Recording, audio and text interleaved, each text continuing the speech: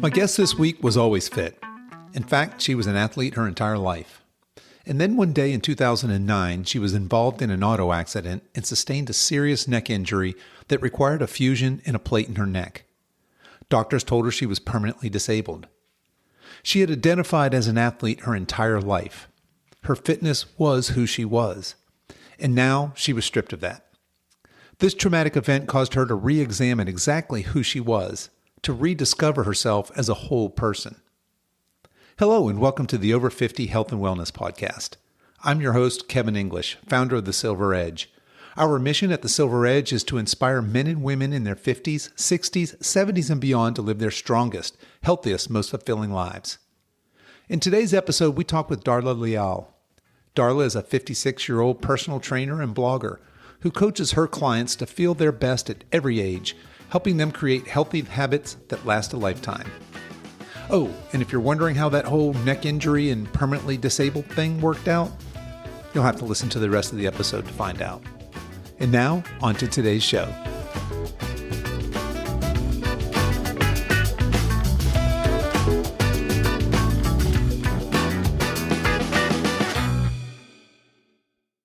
Hello, my guest today is Darla Leal. Darla is a 56-year-old personal trainer, blogger, wife, mother, and grandmother who celebrates healthy aging. Darla, welcome to the show. Thanks so much, Kevin, for having me. I'm really excited to hear about your thoughts on healthy aging, but let's back up and start at the beginning. Tell us, what were you like as a girl? Were you active? Yes, I was really active starting in junior high school. Loved running, and I was a long distance runner. So my athletic training was long distance running and cross country. And my coaches were awesome. They were great motivators, and they really stimulated me and motivated me to seek out my passion early in the health and fitness industry. Really, I mean, I didn't know it then as a child. I was just having fun and running in races and things like that. So I was having a great time and being motivated by these awesome people. It sounds like you had just a natural love for physical movement and running specifically. And Right. when you say long distance running, I'm thinking at that age, is that like a kind of 5Ks, the mile? What sort of distances do you do in junior high and high school? In junior high, it was more the mile, and I was pretty fast. And then as I graduated into high school, it was more like trail running, cross country running. So it was, I believe it was like either 2.5, 3 mile runs. And then you go through qualifiers that take you to state level and so on and so forth. But it was intense training to get ready for those races back then, but still lots of fun. I enjoyed the high, the runner's high. I enjoyed the sound of the granite underneath my feet. I mean, just things like that. I really don't run now. I'll be explaining that later. But Okay, yeah. as a kid, though, I was really into it. And what does training for running look like at that kind of a level, just at a high school level? Is that mostly just running, or were you doing other types of exercise in addition? Mostly running. But it was a combination of, let's say, sprints, long distance with sprints. And then our coaches would take us into higher elevation so that we were used to training in higher elevation, because a lot of the, let's say, state meets were at higher elevation. So you had to be able to run both, because if you didn't go in the higher elevation, you only trained in the lower, and you get up there, you wouldn't have no lung capacity at all. So, Yeah, I live on the coast and I can totally, totally relate to that. I mean, just a trip to the mountains, and it's just amazing how much difference that can be, just the change in elevation. exactly. So from high school, where do you go after that on your fitness journey? Okay, so there's been, detours in my life and things like that. So my passion was always to work with people, to help people get healthy, but at the same time, live life. So I got into the corporate world, and I was working in the corporate world for 18 years, as a matter of fact. But at the same time, I was working to build my personal training business, Stay Healthy Fitness. So I have been working my passion as far as a personal trainer, which started out actually, you have to do the grunt work. So I was a group fitness instructor and did the gym hopping classes, say body pump, anything like that. So I was just gym hopping, doing a lot of classes. And then during one of my classes, a student came up to me and asked, "I like how you look. Could you train me?" and things like that. And that really stimulated me to want to do it the right way. And so I went and got the certifications necessary to be able to become a personal trainer. And then it just morphed into, okay, so now I'm going to go back to college in my 30s and get my biological science degree. And so I have an AS degree and with a human anatomy focus. And so it just kept building and building and building. And then, of course, then I started blogging about health and fitness. And it just all kind of melded together into what I'm doing now. And I still continue to do. So it sounds like then you knew early on that you wanted this to be a big part of your life. And when you were doing your, like, say, your aerobics classes and your body pumps, et cetera, at the time, were you also in corporate America as well? Were you kind of, this was more your passion project? Yeah, I was in corporate America working full time and building my training business on the side. But I knew my goal was to phase out the corporate and move into my fitness training, personal training, coaching full time. So with a lot of work, I was able to do that. And so I was really putting myself into different niches too. Like I've trained teams for obstacle course training, physique training, to get on the stage for competition. I myself have competed on stage. So I've really kind of dabbled in a lot of the different realms in the fitness industry. And so, just so our listeners are sure what you just said there, when you say you competed on stage, you're talking about bodybuilding, right? Actually, it was more physique. So Right. yes, but definitely lifted weights. So they're judging you on your physique, your muscle tone, and things like that. And yes, you're up there in a bathing suit, bikini, striking all the poses and walking back and forth in front of a judge panel, etc. Okay, so good, because this is something I wanted to talk about with you. I read on your blog about your thoughts on women and lifting weights, and you just mentioned that you were obviously, in order to get prepared for this show, that you were lifting weights. When did weightlifting? When did you find that, and when did that become important to you? Pretty early on when I was doing my course or the body pump classes when I was teaching women. Weight training's always it was kind of like the runner's thing. I get the runner's high, you get the body pump high. And so I'm tall, I'm lean, I take after my dad, and I really sculpted my body with muscle, lifting weights. So I knew that that was so kind of developing female curves with muscle, you know. And let's pick that apart a little bit, because I think a lot of women, especially maybe women over 50, and I think this is changing somewhat, but a lot of women automatically assume that a barbell or weights is going to make them bulky, or it's intimidating, or isn't that how you get hurt, by deadlifting and squatting? And there's this kind of intimidation, and you just don't see as many women. And again, this is changing with the weightlifting. But why don't you, because you had just said something completely different than getting bulky or getting hurt. You said you were working on feminine curves and looking fit and toned. You didn't say anything about getting huge and jacked, right? Why don't you talk a little bit about the role of muscular development and resistance training specifically for women over 50? Okay, so I mean, the first things that I would touch on with that, and especially being a 56, a woman in menopause, weight training can help with your metabolic processes. So, the more lean mass you have on your body, the better you're going to be able to, let's say, maintain a healthy weight. And also for bone density, because, when we're in menopause, our estrogen's going down and our bones can become weaker. So when we do weight bearing exercise, then that helps to increase or makes us stronger. The bone density, it increases that. And as far as muscle, I always tell my ladies, please don't fear the weights, and I help them be confident about that. You know, I personally can't do deadlifts anymore. I miss that, but that's one of the best exercises you can do for your body. It really is. I Yeah, mean, gets a lot yeah, of muscles in that one yeah, movement, doesn't it? Yeah. yes, yeah. It's very dynamic. Right. And you mentioned in there, ladies, don't fear the barbells, don't fear the weights. But you also mentioned something that gets overlooked quite a bit, and that's bone density. A lot of people don't realize that resistance training, specifically training with weights, increases bone density, and that's a big thing as we age, right? The longer we can hang on to healthy bones, a lot of people think of bones as just, well, that's your skeleton. It doesn't grow, but it most certainly does. It can develop just like muscles can. So that's Mhm. well said. Mhm. So I interrupted you on your story. We had you went back to school because you've got this passion for fitness and for coaching.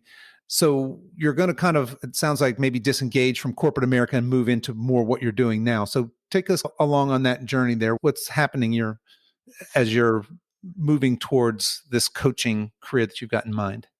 Well, and actually too, wanted to let you know that I in this process and in this journey of living, I gave birth to 2 children that are now adults.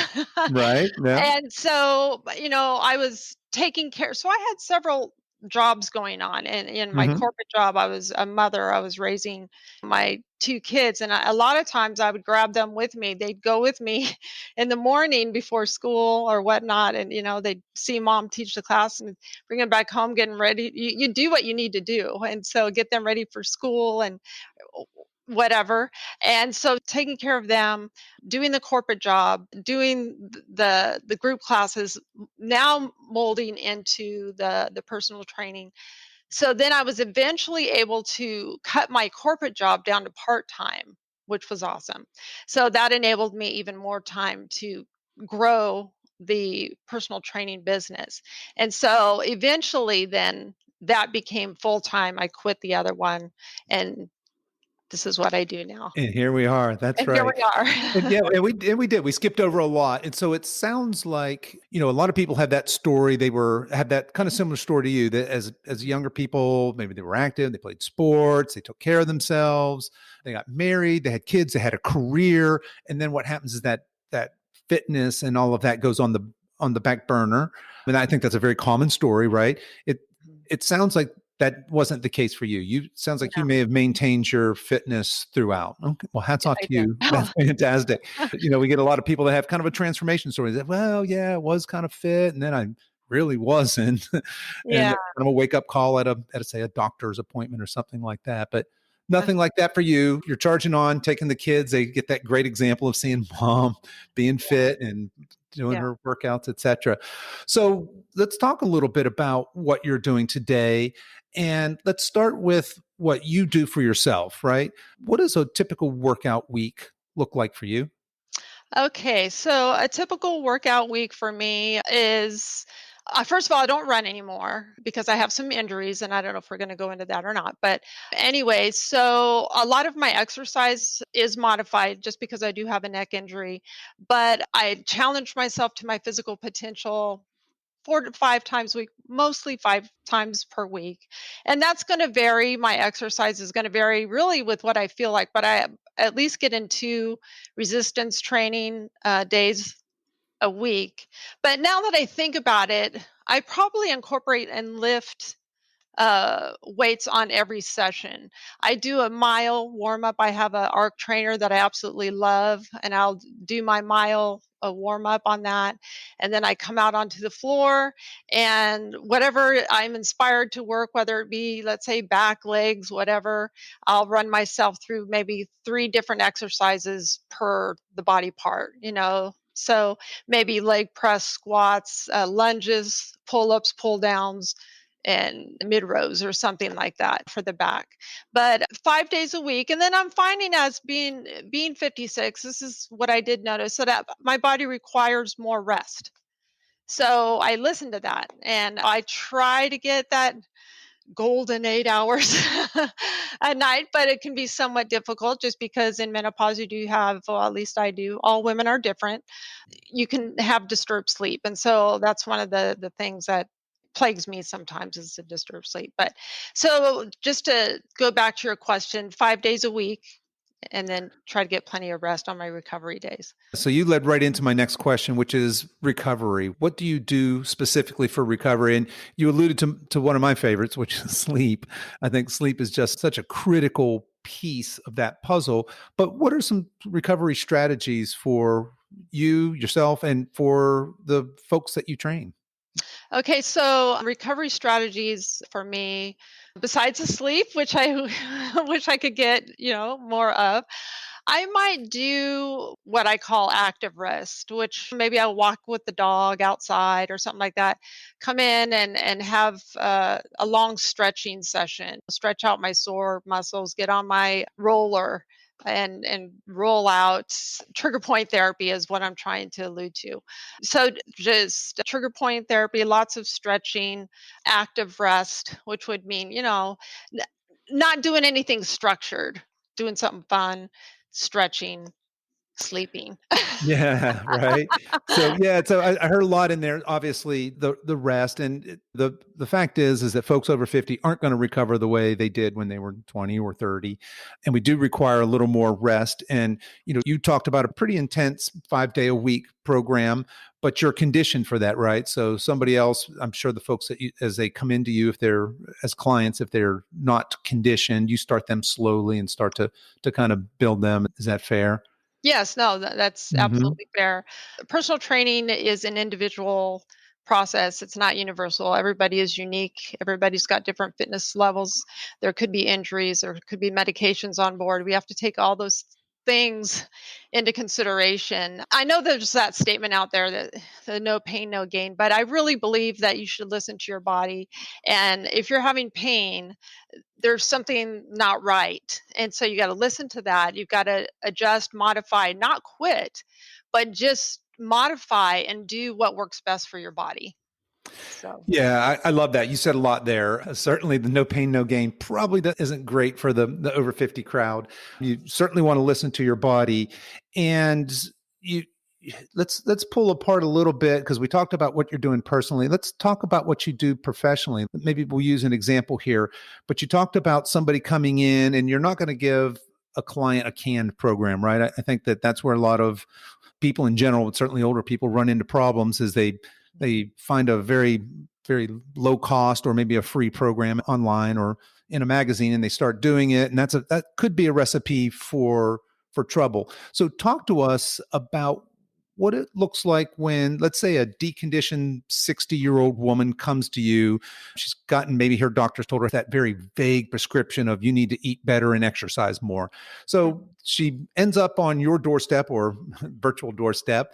Talk about how you go about assessing this person and then how you go about moving them towards getting healthier through exercise. okay, so that's a long conversation It for is. sure. It really is, right?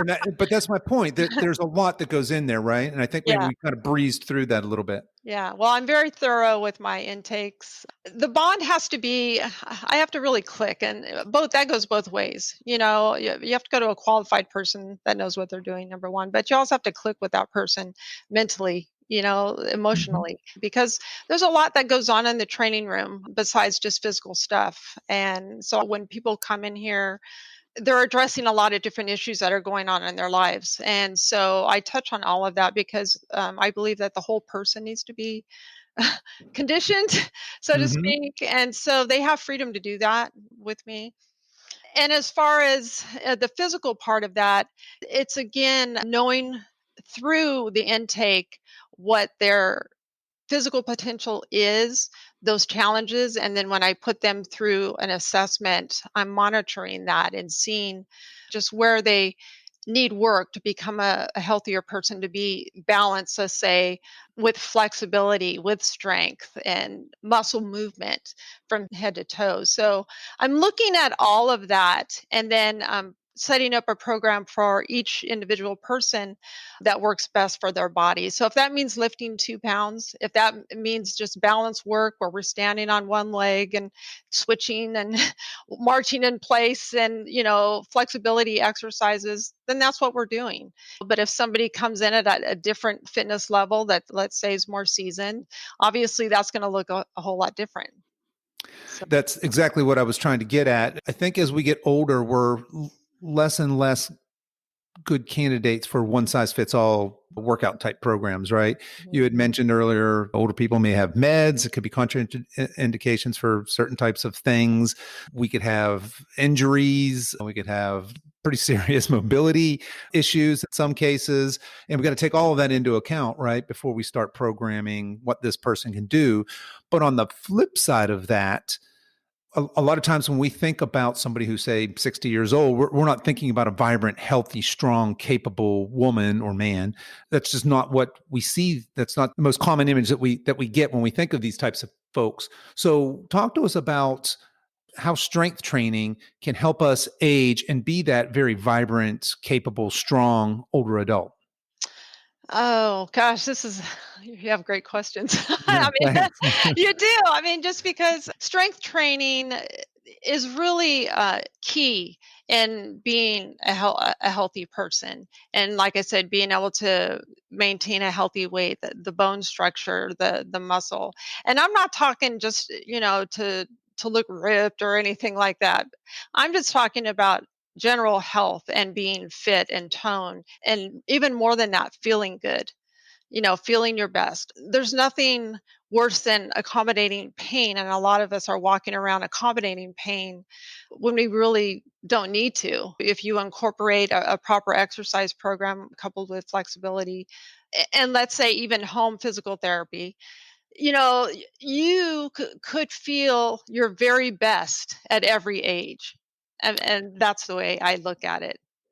I love that. Yes, you could feel your very best at every age. And I've seen some of your posts, and I think we're on the same kind of wavelength there, right? Mhm. Certainly at my age, I'm 56, I feel like I'm in the best shape of my life. And I mean that not so much just physically, although I think I probably am, but in all areas of my life, right?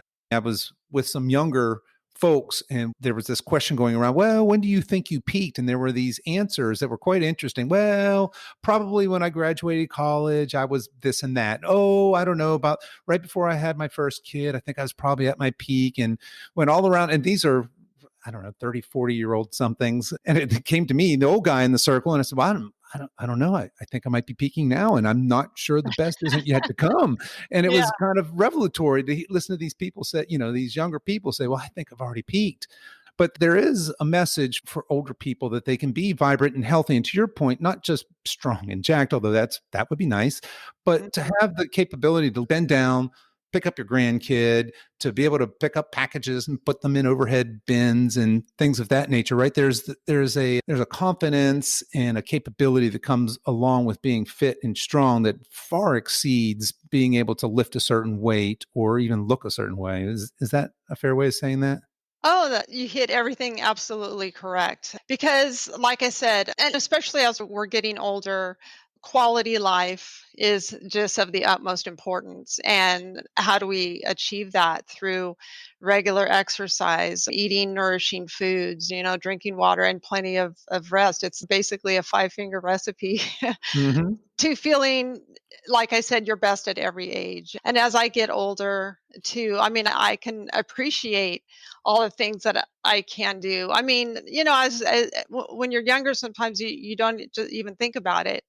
But as we get older, you could really appreciate, let's say, doing the splits. I mean, for me, that's a huge accomplishment. And that's what I'm working on now, is just increasing my flexibility. That's why I'm talking about it somewhat. But yeah, just feeling your best quality of life Yeah, is it's not is it's your not one best healthy dimensional, self, you know. right?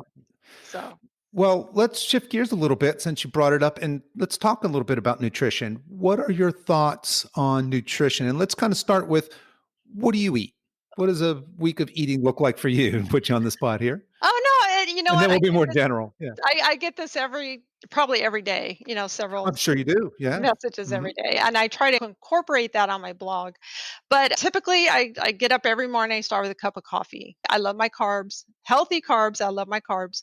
So I'll eat oatmeal that's been mixed with flax and apple, for example. And I'll always do a green shake every day. And you would laugh at all the stuff that I'm putting in my Vitamix blender. I mean, greens and flax and chia and celery and apple and berries, put it all in there, grind it up. And that's not a meal, that would be a supplement, to my I'm just boosting my nutrients when I'm doing that. Yep. Yeah. Getting my extra fruits and veggies and whatnot, and trying to get as much antioxidants in my body, which is reducing the inflammation, which is going to help reduce my risk of illness and disease and that kind of thing. So, and then along with that, I'll probably eat like one whole egg and an egg white. And then I'll move into some sauteed veggies with, let's say, some lean protein, whether that be lean turkey, chicken, fish. My husband and I are trying to have a goal of eating fish twice a week. So at least twice a week, just to get those extra omegas in there and healthy fats that help to positively drive, and protein to drive the hormone system better, with the Hmm. healthy fats. Yeah. So I don't drink soda. Water, tons of water daily. So, and I typically eat about 5 meals a day. Okay. So what I'm hearing then is a lot of nutrient dense whole foods. Yes. And I also get asked a lot, what do I eat? And I think people expect me to answer with a diet. They expect me to say, oh, I'm keto or I'm paleo or whatever the hot thing is. And, I have a similar answer to yours. Well, I eat mostly just a lot of whole foods. I eat a lot of the same foods. But why don't we talk a little bit now, putting back on your coaching hat, when somebody comes to you asking, what should I eat? How do you, or do you coach folks on nutrition? Yeah, I What you offer can do? yeah, I do. I Mhm. offer nutritional guidance. And just to back up too on my nutrition, I believe just in a sustainable, healthy, realistic way of eating. And that does include indulgence. So it's Yep. not like I won't eat a brownie or a cookie, so I don't want anybody to like hear this and go, "Oh, she didn't have any treats in there." Oh yeah, I have Yeah. treats and I love my chocolate. So And that's a very good point. And I'm glad you brought that up because people listening to this, especially somebody who's maybe deconditioned, out of shape, maybe overweight, they may listen to this, might go look at you, they're going to see your profile picture. Chances are they might go onto your Instagram and they go, "Oh, well, no wonder she looks like that. She eats flaxseed and kale for crying out loud." But yeah, so that's a good point that when you make the majority of your lifestyle healthy food choices, it allows you to make choices that are less healthy but fit in your lifestyle, right? I also will have, I'll have dessert, I'll have an occasional alcoholic beverage. I don't deny yes, myself those things. It just yes, I'm very selective with it. So yeah, good point. And yeah. now, when you're talking to your clients, do you want your clients to get to where they're, say, tracking macros and to that sort of level? Or are you more of a, hey, let's just kind of ease into this, and as long as you cover the bases, you're okay? How do you work in a nutrition sense when you're working with clients? Okay, so I believe in the small changes in life create the big results, and it's healthy habits take time to build. I'm not only because too back in the day when I was competitive, I didn't do things the right way when I was younger.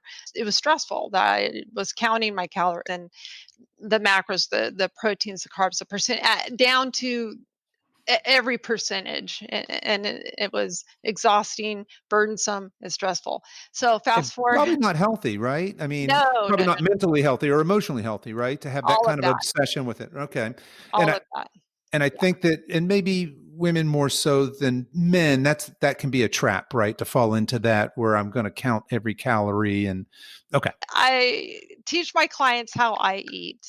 And so I'll sit down, for example, with them with a list of foods. For example, what do you like to eat?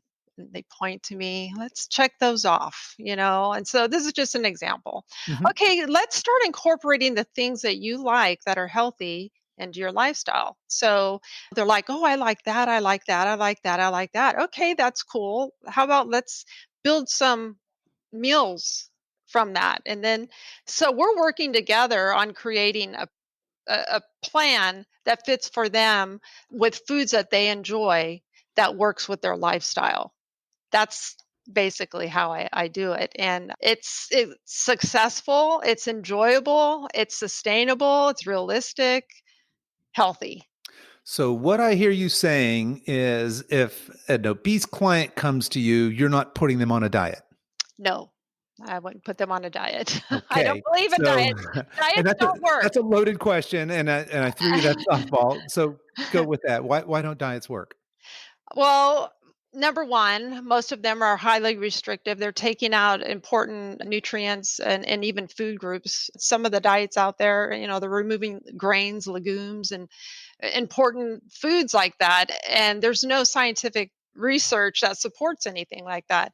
But for the most part, diets are overly restrictive. There's not enough calories there. So it really sets people up to fail because they can't sustain the restrictiveness of these diets and the types of foods that are on these diets. And so then they stop, they become frustrated, they, You gain the weight gain back. Yeah. exactly plus more Plus, typically. right. Yeah. Instead of just learning to simply eat healthy, to not complicate it, to just, you know, eat the healthy stuff, eat the greens, eat the plant-based foods, but choose what you like, you know, without restricting. It's okay to have a cookie. Mhm. Because if you say you can't have that, that's the first thing I want that, Right, right. Yeah. plus buy more, you Yeah. know. So it sounds like what you're saying is making these small changes over time, and we're going to weave the way we eat, the choices we make into the fabric of our daily life, right? We're going to make this a part of our lifestyle as opposed to, I guess, a diet, like you said, it's very restrictive typically. It's also time bound. Usually I'm going to diet for a month, or I'm going to more often is I want to lose these 10 pounds. I'm going to lose these 15 pounds. Mhm. And maybe you do, maybe you don't, but most of the times, even if you do lose that weight, what's happened is you've done something like you said, it's not long-term sustainable. And Right. guess what?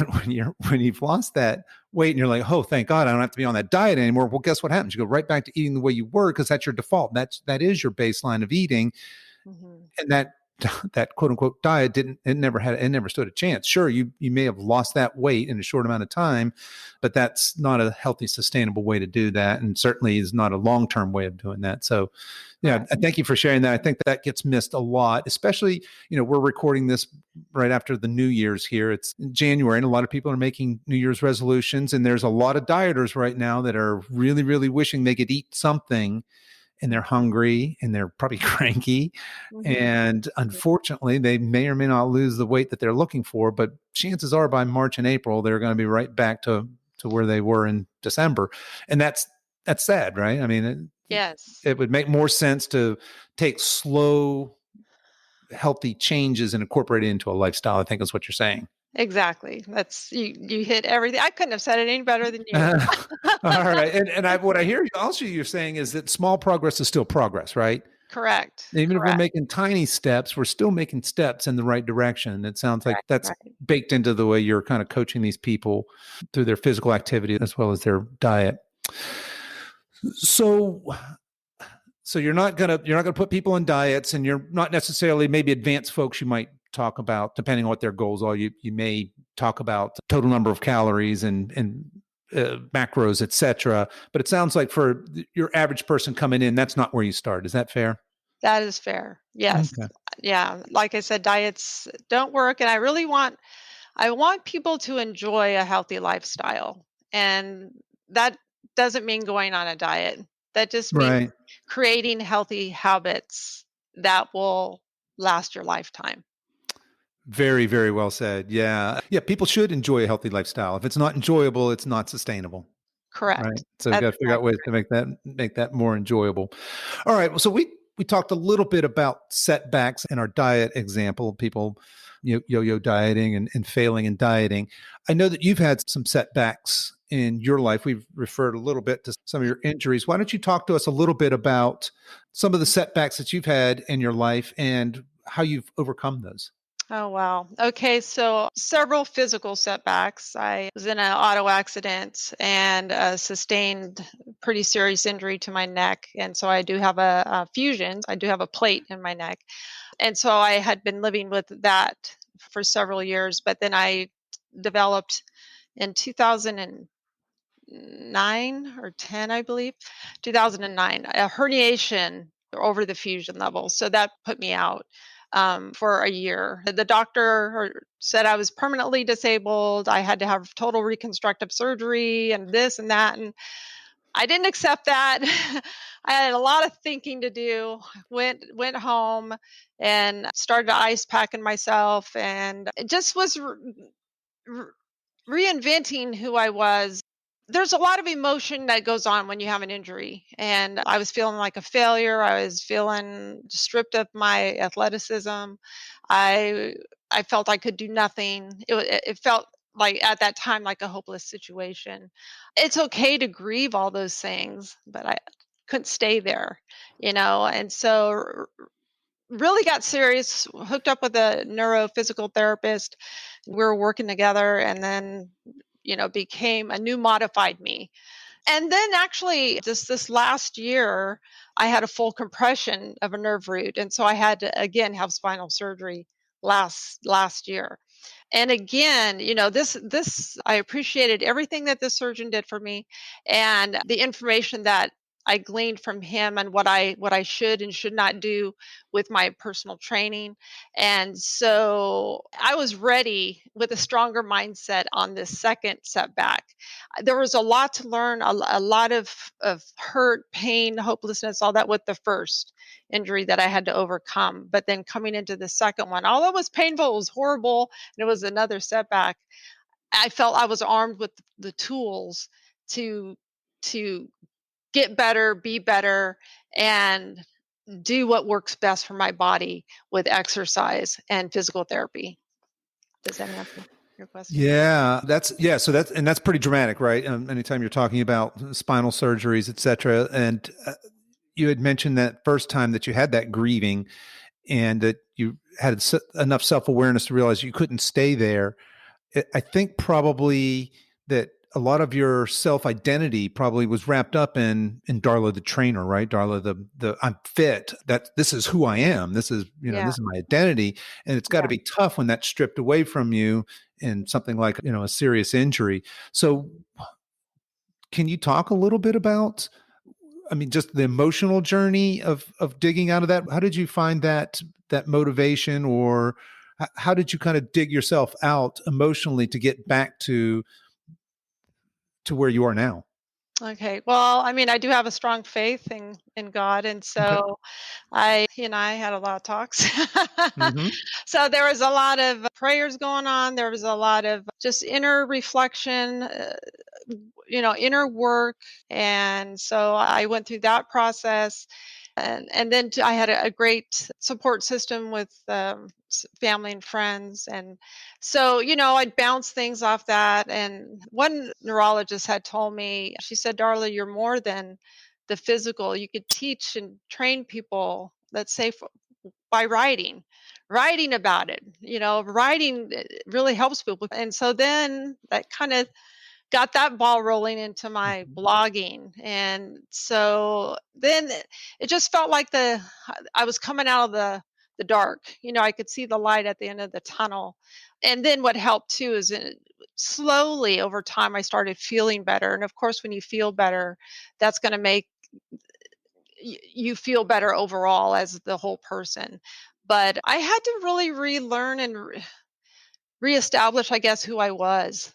And I wasn't just Darla the athlete. There was more to the whole person. And so I do have a passion to help people with injuries too. And I try to teach people there's always something that you can do. Never give up. There's always something you can do.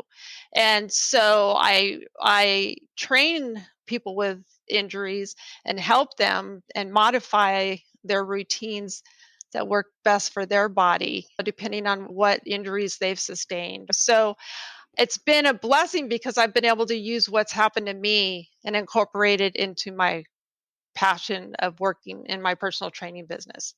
So I know it's horrible going through it, but I really learned something going through the journey, you know. Yeah, it certainly sounds like, and you finished that story by saying it was a blessing, something that horrible, but it sounds like in going through something like that, you're obviously there's some deep reflection, and anytime you're working at that level with yourself, that's going to make you stronger coming out of it. And like you said, now you have this life experience that you can share with others that are going through that. So you're gifted in that way as well. So that's thank you for sharing that. Thank you. Yeah, of course. Well, I think this is a good segue here. You talk about motivation and discipline. So I know that a lot of times people say, especially acquaintance of mine that maybe they don't work out very much. How do you stay so motivated? And the answer is I don't. But why don't you tell us what's the difference between motivation and discipline, and how do you stay so motivated? Okay, so this is another long, great question. Right. Motivation is a feeling. Discipline is a lifestyle. So discipline is the action. So you can't always depend on your feelings, but you can depend on your discipline. So I don't always feel like, yeah, I have those blah days and like, oh man, I don't want to work out. Crap, no way, But I do it. My discipline side kicks in and says, "You're scheduled to work out today, Darla. Get your butt out there and do it." And so then I get out there and I do it, and I might not even feel the motivation kick in until maybe halfway through the program, but then I start to feel a little bit motivated as I do my program. Sometimes I'll go all the way through and it's all discipline. Without any, okay, I got it done, and yay me. But it's really I think that's the best way to describe it. Motivation is feeling based, and discipline is action based. And so, a healthy lifestyle is going to lean more towards and be most successful with discipline than motivation. But it's good to have both. You want both, but you're Right. not always going to have those motivating days. We all have those blah days. We do. That's just Yeah, me. that's very well said, and certainly my personal experience. Motivation is great when I've got it, and it to your point. I guess I didn't think about it as a feeling, but it certainly is. It's a feeling, and it can be pretty fickle. Yeah. Sometimes I've got tons of it, and sometimes I can't find any. Right. Um, but Right. you're right, and I hadn't thought really of discipline as I think you said discipline's a lifestyle, right? Yeah. And an And action. and certainly it's an action. That's right. You actually have to get up and do something that by its very nature and definition you don't want to do, right? And to Correct. your point, most of the time if I'm feeling very unmotivated, I don't want to go to the gym, it's cold, it's rainy, and there's a good reason why I shouldn't go because I got this something else I could be doing. But when I get in the gym and I actually get working, 9 times out of 10, I feel great. Every once in a while, I got to use discipline the whole way through, but I'm still glad at the end that I did it. So I think that that's something that a lot of folks, they kind of romanticize the motivation piece of that, and they don't realize that motivation is fantastic to get you started on your fitness journey if you're getting started or any project really. But Mhm. that's really what it's good for is getting started. Really, once it's started and once you're into the bulk of it, it's discipline that carries you through, right? Exactly. Yes, I was just gonna say the discipline is the maintenance program. Yeah, that's a good way of saying it. The discipline is the maintenance program. Yeah. Yeah. Exactly.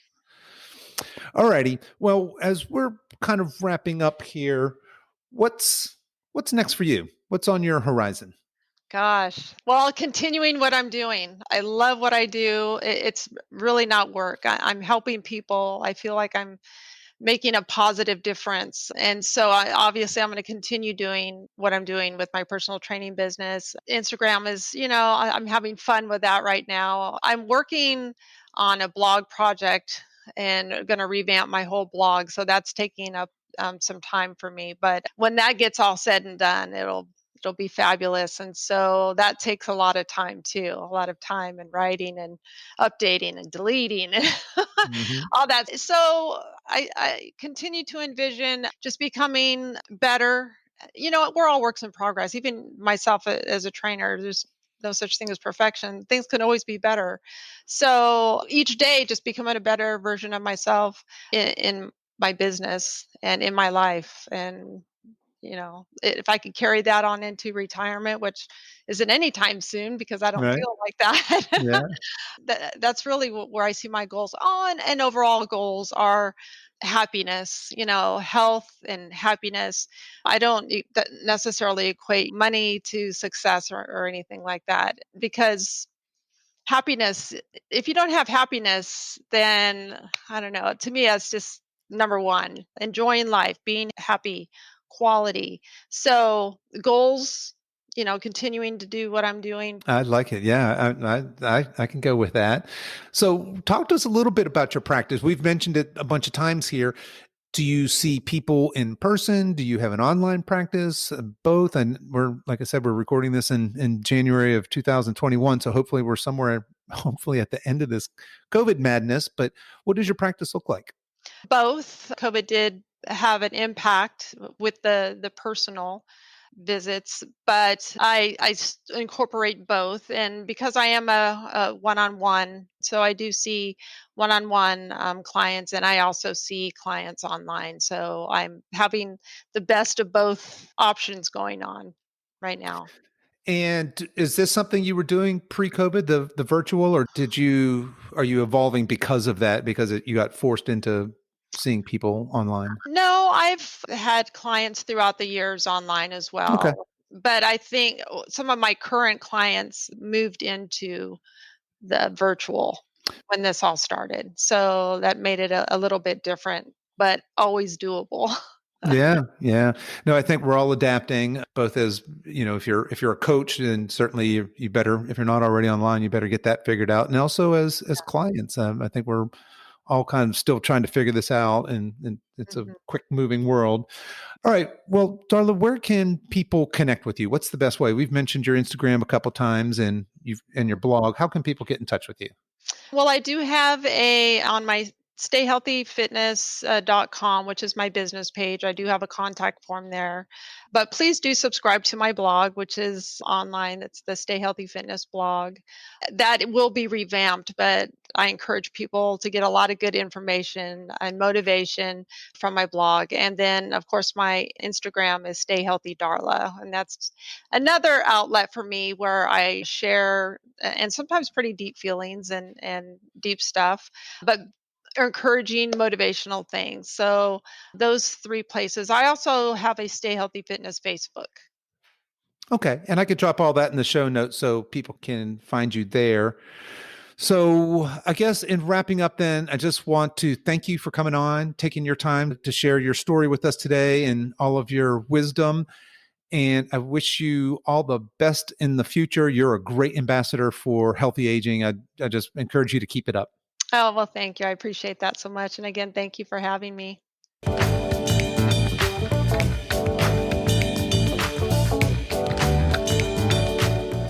Well, that's our show for today, folks. If you enjoyed today's episode, please tell your friends and please consider subscribing and giving us a 5-star review. All the show notes and much more are available at our website at silver-edge.com. That's silver-edge.com. So until next time, stay strong.